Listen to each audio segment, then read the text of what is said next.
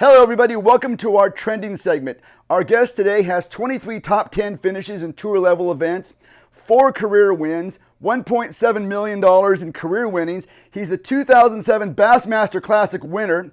He's the founder of Duckett Fishing. He's the co-founder of Major League Fishing. Welcome to the show, Boyd Duckett. Thanks for being with us today. Yes, sir. I appreciate it. Now, in addition to those amazing fishing accomplishments, people may not know this, but you've been successful in the truck repair industry, the music industry, catfish farming. You've done it all. Which of those accomplishments best defines you? What are you the most proud of? Well, gosh, that's a great question, and I guess I have. I've worked in fish my whole life. What I've loved the most is the fishing industry, but I've made a lot more money doing other things. So you end up working, but all of them have been in different industries. They've all been different parts of my life. I have fished professionally for a long time, but I've always owned multiple businesses. Generally, I have Duckett Marine, which is a marine dealership here in Guntersville. Duckett Fishing, the Major League Fishing. And a pretty substantial real estate project development going now. So I guess I'm still shuffling 4 in addition to my professional career. But all of it I have very much enjoyed. But what's different today is the fact that I've been able to shift almost all of my interest into some portion of the fishing industry. And loving fishing, I still love to work, but now it's all in the fishing industry, so it's not like work. It's not the same, I enjoy every day. That's fantastic. I was in doing some research to put this together. I read a line somewhere on the internet that's attributed to you, and it just really resonates with me. There's a lot to be said for people who don't know they can't succeed. What does that mean? Well, I quit high school in the 11th grade and opened my first business, which was a body shop. I'm from North Carolina. And so I've never really worked for anyone. I've always had my own companies and built my own way. And way back then, I don't know that that's a very good decision to make, but it worked for me because I didn't know better. So really, a lot of the things that I have tried, the 10 years I spent in the music industry, because I enjoy music. I grew up writing songs and playing, and so I moved to Nashville actually for one of my tank trailer. I expanded in the tank trailer business, but because I liked that, I got off into that industry, and the only reason we were successful, I think, is because we didn't know we couldn't be. So it's duplicated itself. Same thing with Major League Fishing, going from a conversation that Gary Klein and I had in a parking lot at a tournament, to a company that's that pushes 50 million in revenue combined now. Is a long way from gosh, do you think we can run a better bass tournament? So a lot of it, I say that if you believe you can accomplish something, or if you just want to try, there's value in not being smart enough to know better. That's great. It's great advice. It's just it's so pure. So we are talking to Boyd Duckett. He is a Bassmaster Classic winner. He's the co-founder of Major League Fishing. After you won that classic in 2007, you almost immediately there was a Duckett fishing rod company that was launched. I remember the carrot sticks from, still to this day. And over the course of, gosh, it's only been about 12, 13 years, this company, Duckett Fishing, is now an all-encompassing business. There is not one part of the fishing industry that you guys don't have a hand in, right? Yeah, that's true, and it's been a lot of fun to grow this business as well. We started out in fishing rods, and we got into reels. We build everything now in the bass world, basically. Got a lot of SKUs. We're a national company, or international. Actually, we have a fair number of sales now growing overseas. But the most recent expansion has been into the bait business under the Duckett Fishing branding. So we have a whole new line of really cool tournament ready baits that'll be coming out in 21. In fact, we're getting completed product into the warehouse and shipping to shipping to stores now. So you're just getting ready to see a lot of that stuff hit. So that's the newest expansion, is the bait business. Yeah, and of course the Duckett Fishing Pro staff is a who's who of bass fishing, the bass fishing world, right? Yeah, you know what? One of the things that has made us different from the beginning. You know, our slogan is pro driven, and it's not just because I own it, or and it's not a slogan for marketing. It's who we are. Everybody here in the organization, we fish. We love to fish, and we love to create fishing products. So I kid guys at times. They ask me about new series that comes out. We have an extensive pro staff, and all the guys on the Duckett Fishing Pro staff are our kind of people. In other words, they're hands-on contributors. It's not, we don't put somebody's name on anything. We guys come here, we spend a ton of time together, tons of testing, and I kid by saying we build products for ourselves, and then we hope other people buy them. We don't build them for other people, we build them for ourselves. But we've created some really cool stuff, and the new launch of the bait, the bait deal, same thing, man. We have really spent a lot of time creating new baits, improving baits that were used to be standards, and just making fish catching stuff, man, that we all love, that we can win money on tour with, and then we hope that the world loves them as much as we do, and they'll buy some. Back in the mid 2000s, I would say in the 2000s, probably about the time that you won the Classic, around 2007 or so, there was kind of a building movement amongst tour pros to try and, I don't know if I should use the word gain their independence, but let's face it, back in those days, you were basically supporting the tour that you fished for, and the individual anglers didn't have quite the voice. And I kind of looked at that as kind of the equivalent of baseball's the free agent struggle that baseball went through. Talk a little bit about that. I know you were right in the middle of all that. Yeah, so that was also one of the drivers early on for the creation of Major League Fishing. And I don't know that a lot of people remember this, but Major League Fishing, 50% of the company in its entirety is angler owned. And so and we intend to keep it that way. And it's a great partnership with Cronky Sports and Entertainment, a sports company with a phenomenal media platform. And that's really one of the things that makes it special and makes it work for us.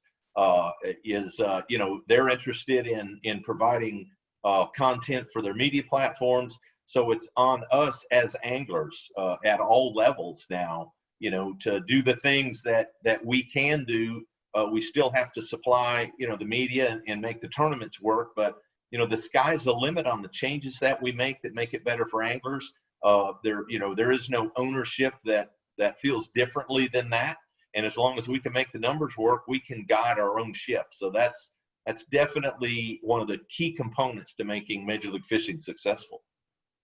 You mentioned that conversation with Gary Klein in a parking lot at a tournament, being kind of the beginning of this whole professional Major League Fishing movement. Tell us about that. This is a great story. I'd like to hear about it.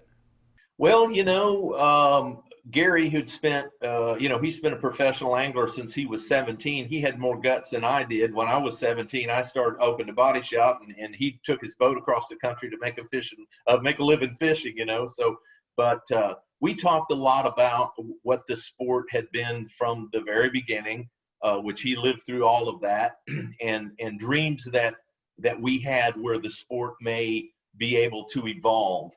The history of our sport, there's been a great number of people that have contributed, from the very beginning, and, the Ray Scott era, and as bass has grown and the changes that they made, the Redman, creation of the Redman Tournament Trail to provide so much grassroots, then Irwin Jacobs coming in and doing what he's done. So, like all sports, it's been a long evolution, but we wanted to take it outside of the same pool and the same audience that it had always been in.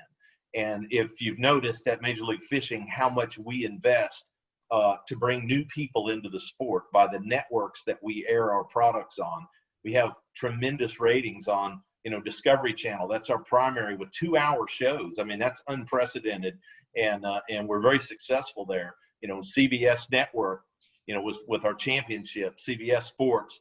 Then, of course, using our own networks in the partnership with Outdoor Channel and Sportsman Channel, World Fishing Network. So, there's an intentional investment to make the world aware of what is a sport, the sport of bass fishing. Whether you participate or don't participate is no reason not to become a fan and to support professional bass fishing, as something fun to watch, just like you would the NFL or college football or NASCAR or whatever your deal is. Boyd, I want you to talk about the conservationist aspect of the Major League Fishing format, the live time information so the anglers know exactly what everybody else is doing. That is just a different way of approaching bass tournaments. I come from 5 fish in the whale. You go up and nobody knows what anybody has, but my gosh, this is right there, and guys are fishing down to the last second, and 2-minute penalties and all that. This is great. Tell us how that all came to be. Yeah, so that's all part of trying to find a way to elevate the excitement of the sport, both for the players. One of the things that was always crazy about our sport, and it's very competitive.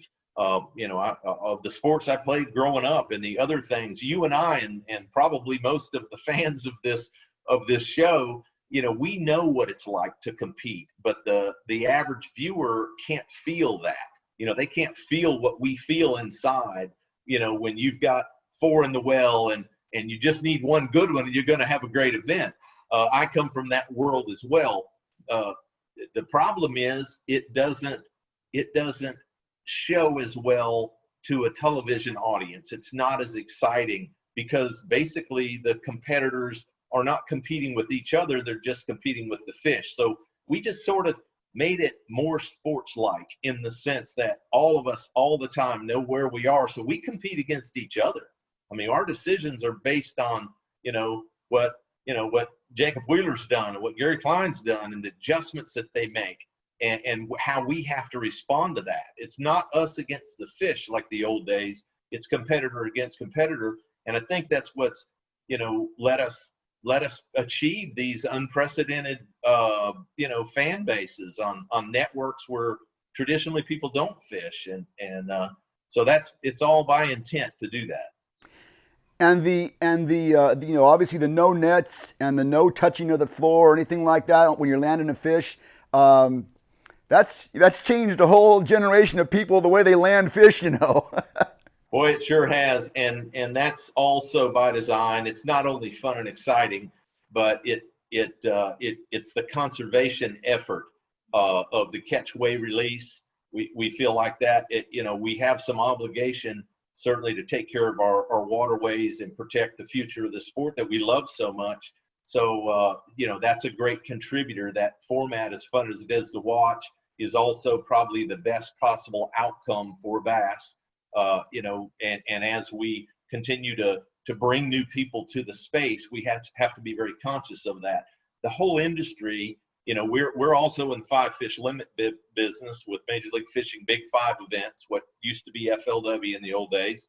And the same thing with the folks over at Bass, the time and the energy that is spent to learn how to protect the fish and take care of them and release them safe and live.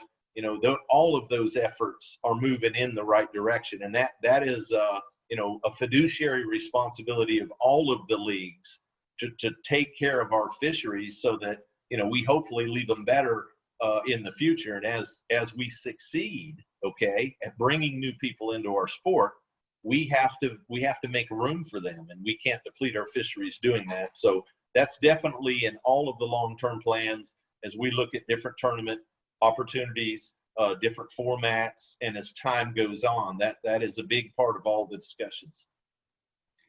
In October of 2019, Major League Fishing announced that it had acquired FLW.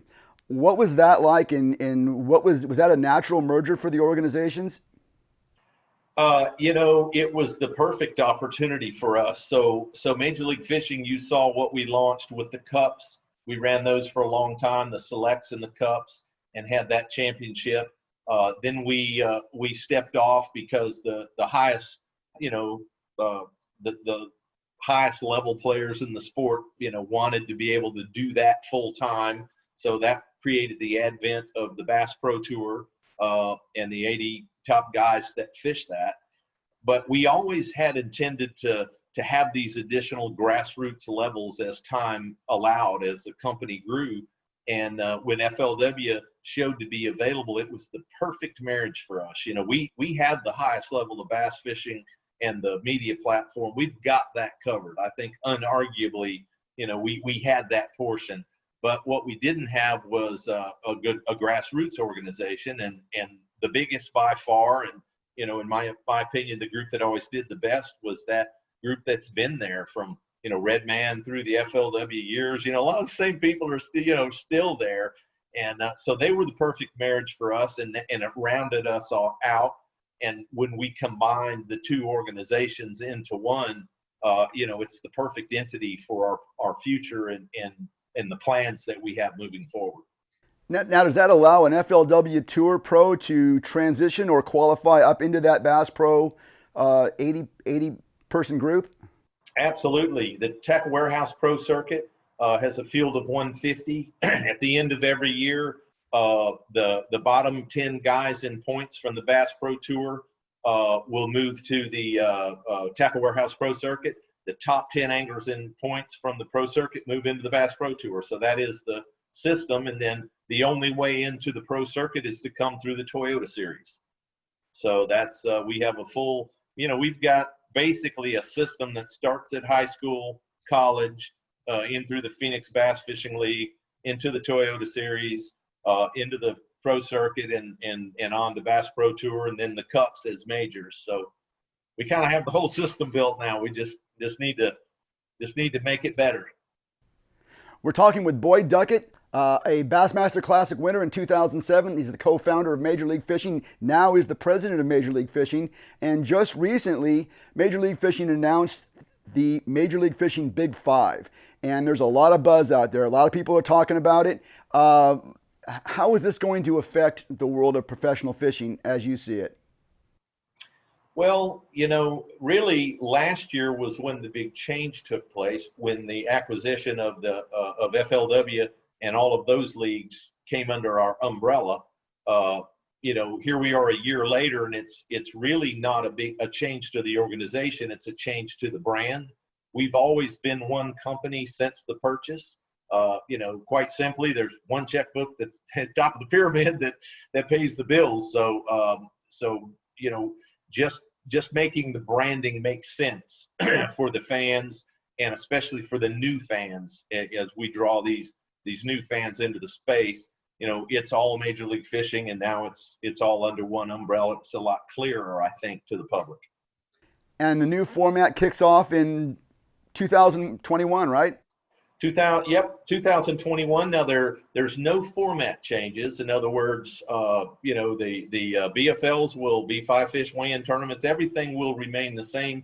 The only thing that changed, which we did it in 20 in the Pro Circuit, those are 5-fish limit tournaments until you get to the title event, the Major League Fishing title event, which is the championship for the Pro Circuit. And in that title event, it goes to the every fish count, catch, weigh, release format. So that's a big and those guys this year, the 50 guys from the Pro Circuit that qualified, man, they were blown away getting a chance to ratchet up the action, to that every fish count format, because it's so intense. So that would be where you see the two formats meet. There have been a lot of names that have left their mark on the sport of bass fishing. Certainly Ray Scott. I think probably we all owe Ray Scott a debt of gratitude for what he got started. But I think of what Johnny Morris has done and what Irwin Jacobs has done and Forrest Wood. I think I could make a good argument that Boyd Duckett belongs on that Mount Rushmore with those guys. What do you think about that? Well, I don't know about that, man. We're just trying to do our best or do our part to make it as good as it can be. I know I'm very motivated to continue to try to help the sport evolve. That's my driver here. I'm in a fortunate position in life where I have the time and definitely desire and drive to be able to keep chasing that. So, gosh, if I could leave a positive impact on the sport, and if I can make tournament fishing better for the future anglers than it was for me, that will be the biggest win for me in this space. It won't be the trophies in the trophy case. It'll be the pride of having taken this sport to another level that makes tournament fishing better for those that are coming. So that's what drives me, and I enjoy it. And that's probably the same thing that drove some of those other guys. But hopefully we'll be able to continue to evolve. We got a lot of plans. We got a lot farther to go. We're just part of the way. But it's a lot of fun, and hopefully we do the right things.